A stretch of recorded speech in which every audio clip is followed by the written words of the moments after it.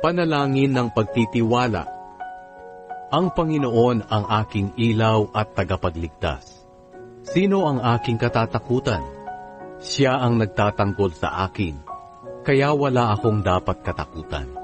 Kapag sinasalakay ako ng masasamang tao o ng aking mga kaaway upang patayin, sila ang nabubuwal at natatalo.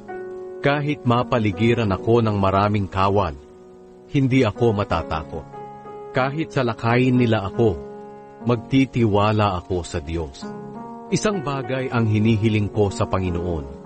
Ito ang tanging ninanais ko, na ako'y manirahan sa Kanyang templo habang ako'y nabubuhay, upang mamasdan ang Kanyang kadakilaan at hilingin sa Kanya ang Kanyang patnubay.